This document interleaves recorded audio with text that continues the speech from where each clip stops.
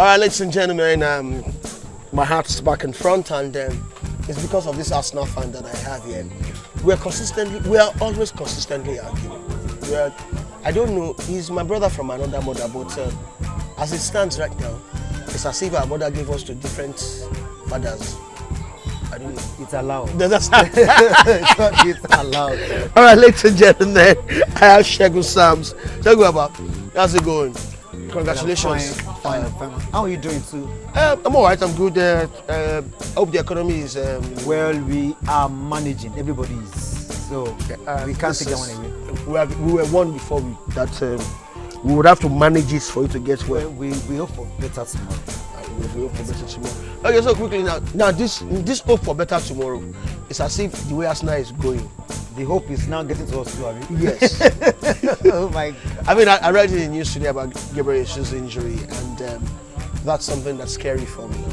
What does hearing that? What does that do to you? Well, I felt bad, based on the fact that we don't really have much player, and I honestly don't know how we're going to do it. I honestly don't know. No, missing party is it's there. It's been there already, so we've been coping. But now we're trying to cope with Jesus. Are we going to be using Nketiah? My Jesus, that bros cannot win us the league. There's a way you said it. That's really funny. Are we going to be coping with Jesus? How much with Christ? Nketiah. I mean Nketiah. So are we going to be coping with Nketiah right now? That bros can't win us the league. Bro. I feel so bad that we're going to be losing Jesus right now. Gabriel Jesus, I feel so bad. I mean, I looked at how he played against Sevilla, and in that game he brought just 1 point for me, which I've always said about Gabriel Jesus, and is the fact that, which was something I also discussed with Wembley while we're talking about Manchester City, Manchester United, but we also had to delve into Arsenal a bit. And one constant thing about Gabriel Jesus is the fact that you can't keep him. He's never going to be a regular 9. Maybe when he's much more older. Maybe when he's 32. I've never even seen him as a 9. Never. Like I've always seen Gabriel as should I say a false 9, or in short, he's very good from the wing. Gabriel is very good from the wing. But he never plays from the wing. He doesn't stay there. Best of I think you're doing it. That I've watched. Every best of Jesus I've watched has always been from the wing. He takes the ball to the wings and then he brings it back inside. You know, you can't even feel him in the middle of the park or whatever. But you want to enjoy him, just take him to the left or the right, bros. This is what I noticed actually. Don't start him at the wings so that he doesn't think he's there. Yeah. Leave him in the middle, but let him go to the wings. Exactly, like interchange a bit, you know, from with the main winger. You know, you see him coming back. I see his moves with Martinelli, and I'm always like, it's like there's a very, very, very sweet understanding between them. If you watch the game against Sevilla, you feel. In fact, I was not even feeling Martinelli the way I felt Gabriel. Jesus Christ, that guy is good. You know. And the only person I was heavily missing in that match, in the match, was Odegaard. I think being Odegaard is in form that we used to know him to be, because you agree with me that Odegaard is really, really missing action right now. Like his form is so dropped. He's giving us 6 points right now. He's on 8 all the time. 8 points, 7.9, 8 points, but he's giving us 6, so he's so low. I hope he comes back. So when we have Odegaard back, and I think Odegaard was in that match against Sevilla and even Chelsea. So it's been a different ballgame entirely. Okay, so you're talking about Odegaard and not being in the game. Yeah. Yes. One of the things that I understand about a team is the fact that one player will not give you 100% all the time. Yeah, I understand. Yeah, that's one thing about it. And then sometimes some opponents come and they kick the life out of you. Of course. In fact, I think we are every Arsenal players, especially our front players, they are victim of kicking. Like it seems Bukayo Saka is the most kicked player. I'm telling you, like from last season to this season, Saka is the most kicked player, the most fouled player. Do you understand? And I don't know why. You know, maybe because of the way of the style of our play, I would say the way we play our ball or something like that. So you just want to wound, kill Arsenal players. I don't know why. Why did you just say wunjo? Guys call it wunjo. It's not injo, like it's wunjo, but it's nice for real. Like, but it's the style of the play. It's the style. It's the way those guys are trained. So you definitely want to take the ball by force, by fire from them. So by doing that, and it's, so many times it's very difficult to take ball away from every Arsenal player. Is that you're being dribbled, or they will pass the hell out of you. So that is the point. So you know you get angry. The person don't tap you. So you get angry by kicking, throwing them away and stuff like that. Sometimes actually, this might sound strange because if I say it, it can actually come off wrong. I always tell people that sometimes when you ask to say, what exactly is Saka playing? Now let me break it down. Sometimes Saka's game looks so ordinary And simple. and I think that's the word. That's the word. Very simple. His game looks so simple that you're wondering what's the hype about this guy. See, you know one thing, Salem, man. Don't even go far. Like, let me just say, I'm still in your shoe. I'm still in your shoe till now. Like, what is Saka playing that is so spectacular? That is so special. Now this is the funny thing. I know what he is playing, I understand it.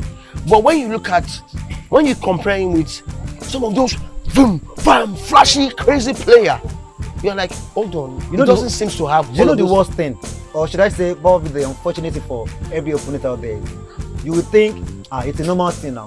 Like Basibo, I will play. I'll kick him out. I'll kick him out of the ball, or off from the ball, or away from the ball. Do you understand? But no, Baba go dribble you.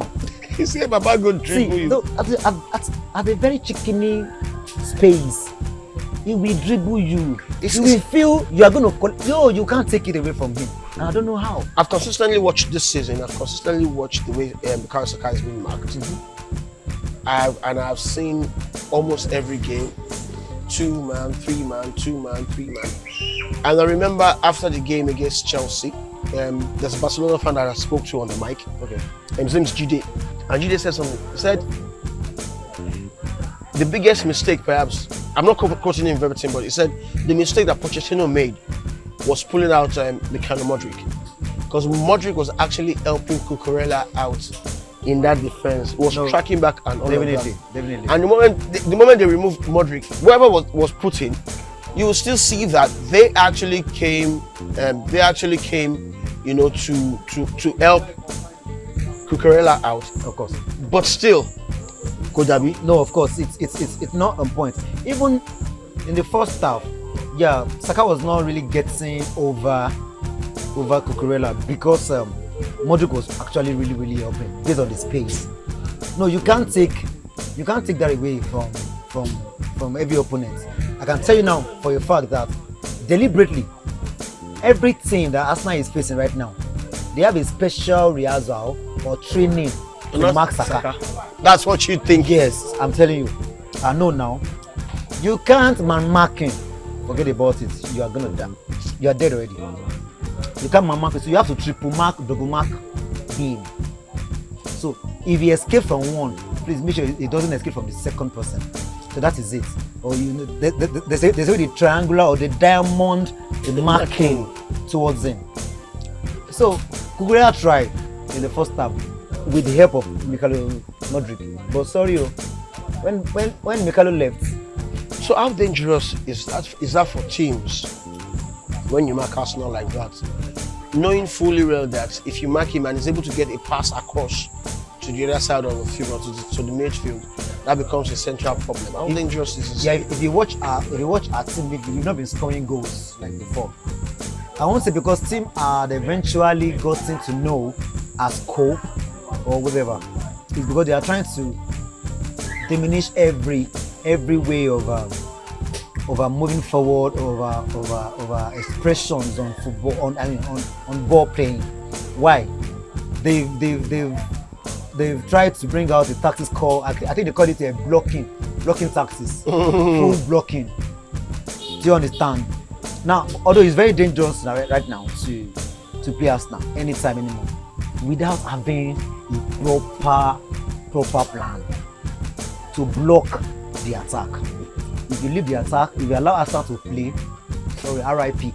Of course. Of course, that's the point. So whatever you do, try and make sure Bukayo is out of the match. But the guard is not really clicking well, or not seeing someone to pass to. That's like a full blocking, now. There's a name they call it in this Arsenal from that I am. Very, very nice word, right? And it's full. When we're playing PSV, scoring 1, 2, 3. One guy was telling me that these guys, they know jersey. They don't know how they mark Arsenal for EPL. Now full blocking. It's a total block. Or else and they suffer for it because they couldn't do it. Okay, so this is it now. With Jesus out now, you've only got Nketiah now. Yeah. How well do you think you miss Jesus? No. You can't even drop it out. You're going to be missing. Right now, I'm even missing the guy. Right now, somebody said, I guess it's you. You said Nketiah is just a five matches player. Anytime he plays 5, we're going to be missing Jesus right now. But I hope and pray Eddie comes up. So understand? I hope and pray he comes up. Or he just tries to prove himself. Last season we played. I think I'm done with. Personally, I think I'm done with the idea that we're waiting for Eddie Nketiah to prove himself. He's young, fine, but is still the same. Is had more exposure than most major strikers in the league in the last couple of years for Arsenal. Last season he did a yeoman job in the first 10 games, 5 games to be precise. Then the other 5 that started fading out. But then the question for me is, maybe I'm right, maybe I'm wrong. I keep saying it. I'm consistently hoping that I'm wrong. Okay. I really want him to. But for a team like Arsenal, it seems. I remember what Onome said about him. Onome said, "Look, for a team that's big and that is big and purposefully driven like Arsenal, that you're gunning for something. He's not the man. He's not our top 9. I won't say he's not the man. He's doing well. What's the difference between he's not your top 9 and he's not your top 9 and he's not the man? You discover that he's not been scoring the goals. Do you understand? If he's really the top 9, he would have been dropping in the goals week in, week out. He's not the real top 9. We've said it 2 times with that number. He's not the real top 9, but it's an addition and they help to every front row or front players out there. Like you're going to enjoy him if he's playing probably behind the striker or wings for the striker and whatever. Do you understand? So I still think he's not the main. Onome is right though. If you have a chance to get a striker in January, who would you love? Who is out there? The question is, who is out there? You got Ivan Toney. You've been linked with Ivan Toney. I'm still not very convinced. With Ivan Toney? I'm serious. Why? Baba, he's not Mozu. He's not Mozu. How many goals does Ivan has last season? Let's check. Of course. How many goals does he have last season? Do you understand? So I don't think. Hold on. Before I even check anyway. Between Ivan and Nketiah, who would you prefer? No, of course.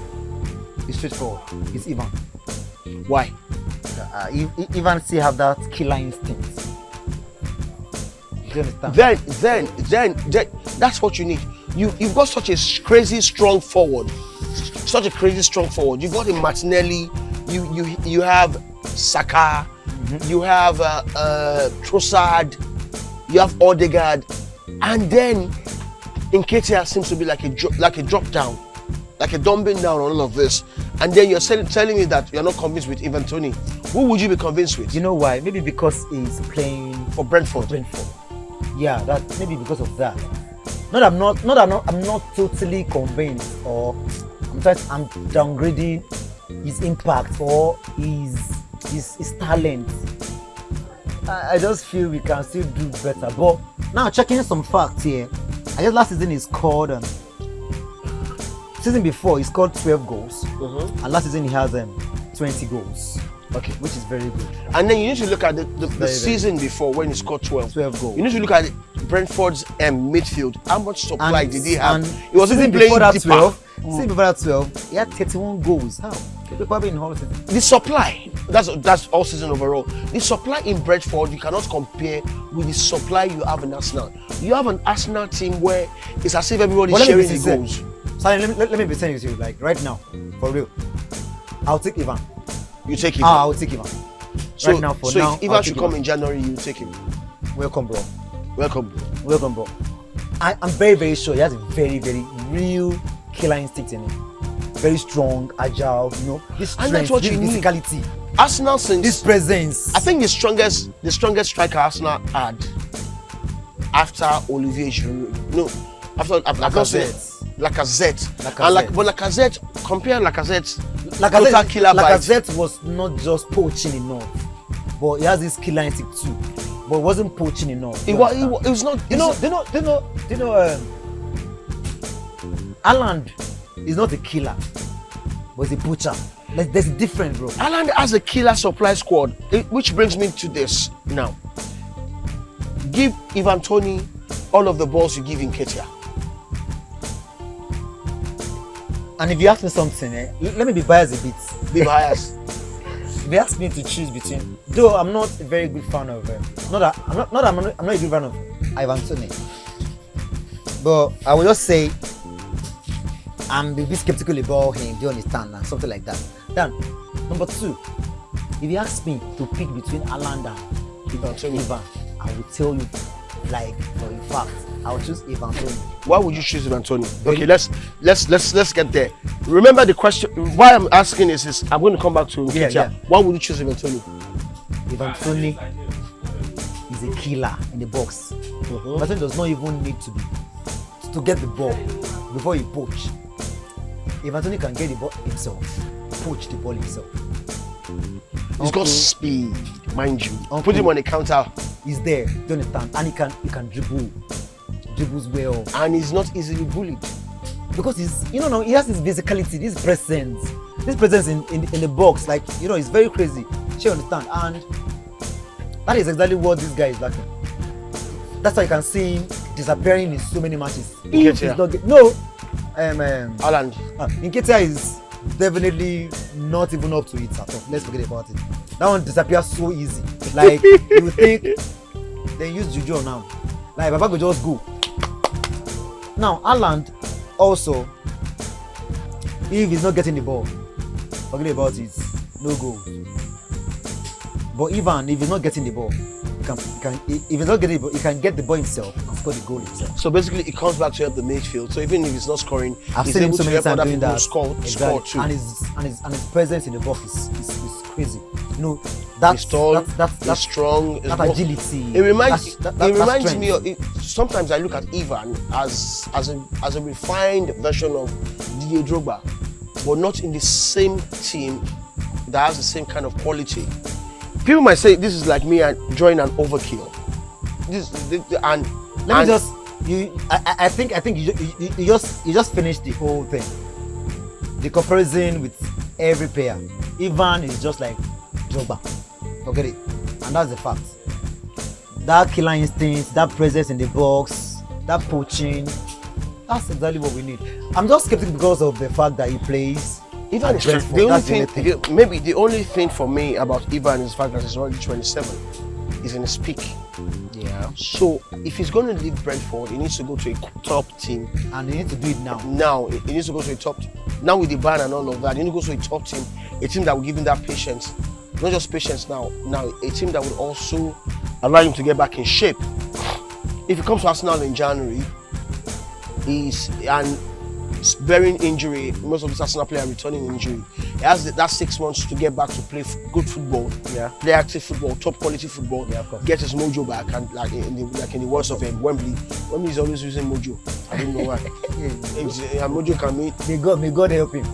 May God help him. Just getting his best, being back on his best knee, and his best. Okay, but then, if you look at it, Arsenal I think is a good spot on for Ivan Toney.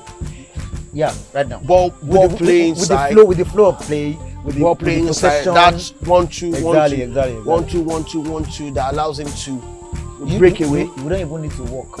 All you need to do is just score goals. All you need to do is score goals. You get the ball. You will see them playing balls with Nketiah. Baba just track ball, old ball. Yeah, there's one thing he has. I just like, if he holds the ball well, it is very difficult for every player on earth to collect the ball from Nketiah. But then he wastes it. Okay. And the hand goal now is the major thing we need. We don't need to. It's like I'm slaughtering Eddie Nketiah right now. No, it's not about slaughtering him. But that's the fact, though. Okay, so let's. I'm just saying, and the fact is, we can't win the league with Nketiah. That's the fact. So luckily, I've got two of my very good friends agreeing with the fact that Arsenal cannot win the league with Eddie Nketiah. So let's look at your next 5 fixtures. You've got Sheffield United this weekend. Then you have Newcastle next, and then you have Burnley, then you have Brentford, and then you have Wolves. Naturally, 3 or 4 of these games should be walkover. But then there's no walkover game in the Premier League. But they should just be easier than the others. But then there's no party. Trossard is struggling for form. It's quite glaring. Even Odegaard too. Odegaard is struggling for form. Saka has been kicked so many times, and I'm afraid that his alignment might be wobbling. Baba don't disalign already.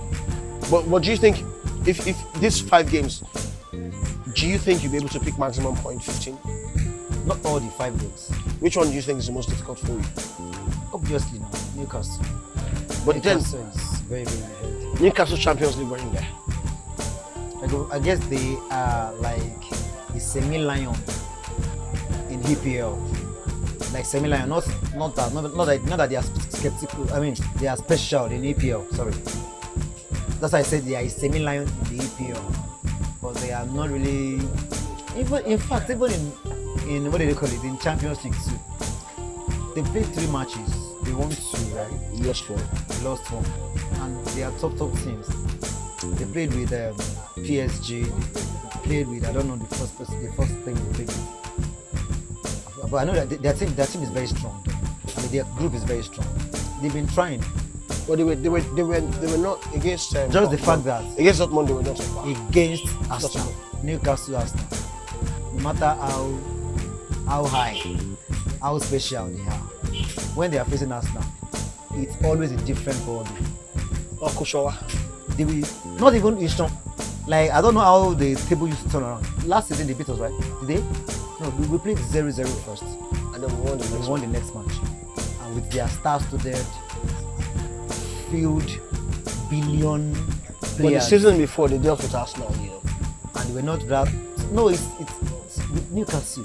They just try to get their own mojo, like when we used to say. So trying to get their own mojo too, with the money they've spent. You understand? Trying to get their own mojo, trying to put things together. Although it's working for them, but they will try to match up with Arsenal's possessiveness. Okay, so before we go, our time is fast, but before we go, Manchester United, Manchester Derby is this season, and then you need to look at it. You need to look at how extremely difficult in recent times has been for Manchester United to be able to defeat Manchester City. I mean, Pep Guardiola has Manchester City's coach, has played Manchester United 14 times, and none of those 14 times he's won 7.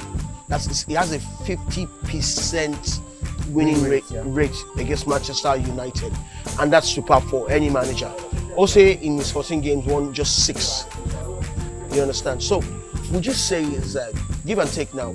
We've seen in all of the Manchester derbies that we've seen, it's been Manchester United with 78 wins, Manchester City with 59, and then of course they played and then they've played 53. You understand? Okay.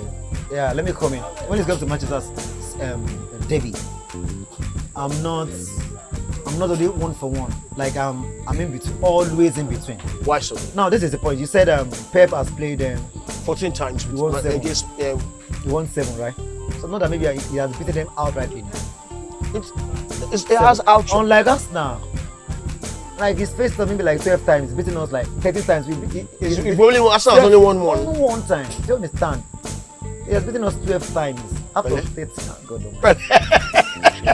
Pele. understand? So, but unlike Man U, even if Man U is falling apart, I can tell you for a fact that it's not going to be an easy game or a walkover game for Man City.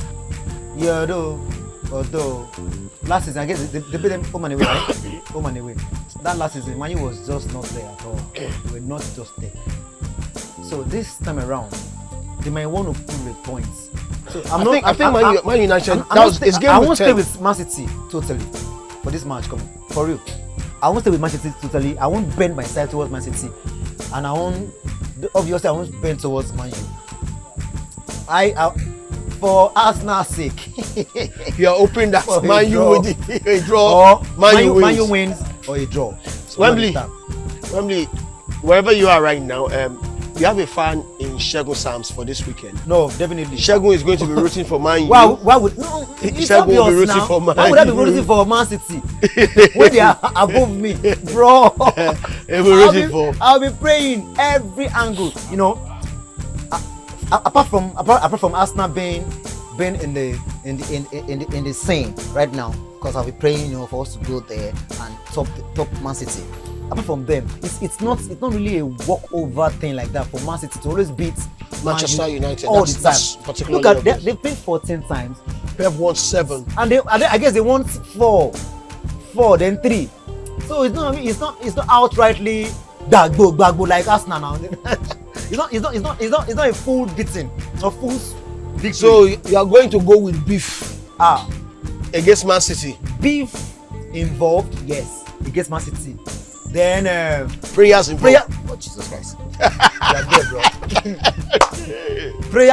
I was watching Super Picks or whatever on the Super Sport yesterday when they were asking what five father to pick scoreline between the derby. She was like, I love what she said. What did she say? She said she won't go with the general flow, like okay, Man U has been in bad form, bad shape, so definitely it's going to be a walkover for Man City. Say no. This time around, she knelt down. She was like, I invoke the spirit of Rooney, spirit of Sir Alex Ferguson. He was saying it behind underground, like, and even Bobby Charlton that died too. I'm invoking the spirit on Man U. Is it Sunday or Saturday? It's Sunday. Sunday. It won't be easy. Hopefully for banter wise though. Although for banter, and let me get the banter Man U, but now, This weekend, for Arsenal's Arsenal's sake, this weekend. Man U, I beg win. No, you see, I'm fine. You know why? I've beaten Man City this season, so I'm cool.